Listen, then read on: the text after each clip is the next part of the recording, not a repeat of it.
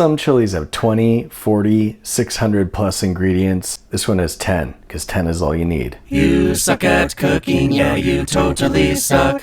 We're going to turn the stovetop on medium-high, get in a teaspoon of oil, which isn't necessarily necessary, then throw in around 2 pounds of ground beef. So we're going to start by browning the beef. Why? Because browning creates flavor. That's right, browning creates flavor. Break it all up and let it sit for a couple minutes. Once that starts to get nice and brown on one side, we're going to flip it, then let it sit again. Flip it and sit it, just like you do when your dog's bad. Just kidding, don't flip your dog. After a couple minutes, you can play meat peekaboo, just to check and see, yep, that's browning all right. See, we're getting some nice brown, crusty particles in there. I'm gonna take a big yellow onion, preferably the kind with garlic built in the middle, and systematically demolish this into smithereens, and then add more garlic.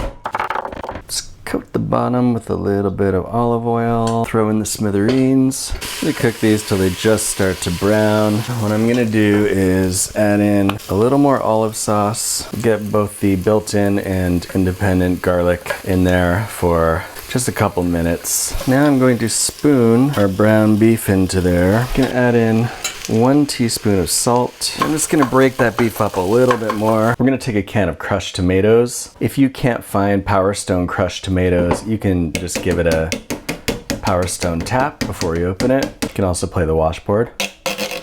Now we'll just baptize that beef. I hereby consecrate you with the power of tomato. You're probably gonna wanna start turning that down before you get chili lava all over the place. Now I'm going to add 2 tablespoons of chili powder. Keep in mind that any powder that you add to chili automatically becomes chili powder. This cumin, for example, which I'm adding a tablespoon of, is now chili powder. Now we'll add in 1 cup of beef broth because you want to create this sense that cattle are charging at you from multiple directions. Now we'll cover that, let it simmer on low.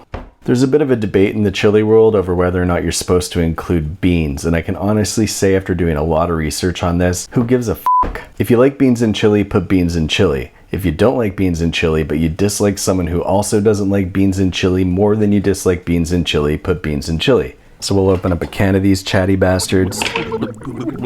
Wash off the bastard sauce.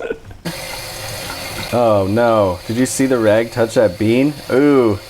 Guys, no. Kill it with fire. It's the right thing to do. So that's sputtering like a car with a dirty mass airflow sensor. So we're just gonna give that a bit of a wang jangle. I'm gonna add in the old beans. Oh, whoops, I forgot. 1/2 tablespoon of brown sugar, because we need as many brown things as possible. We're gonna let this simmer for another half an hour to an hour. Some people associate chili with toughness, like, you know, you're a lumberjack or someone who chops trees down. If you want to sort of go down that toughness road, you can use a wang jangler that's attached to a brick, also known as a brang jangler. But if you're just a cool laid back dude with nothing to prove, you can use a tiny whisk, also known as a tang wangler. But if you're on a whole nother level of toughness, you can use a steel mace wang jangler, also known as a stang mangler. Additionally, you can also just add in no more than a single drop of tough sauce.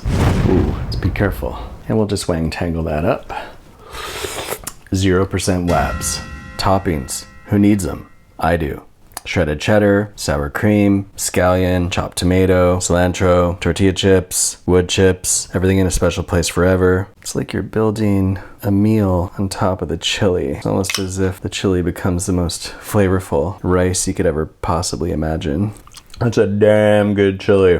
Alternatively, instead of putting things on chili, you can put chili on things such as rice, a baked potato, or a hot dog. And luckily, I've got my pal Binging with Babish here who's going to show you how to make that hot dog. Hey, what's up guys? Welcome back to Binging with Babish, and today we're gonna make a hot dog. How about I handle the hot dogs? I'm not sure what you mean, since clearly I'm binging with Babish. Right. I mean, I'm binging with Babish, who is you. Yeah, well, you know what? You suck at cooking.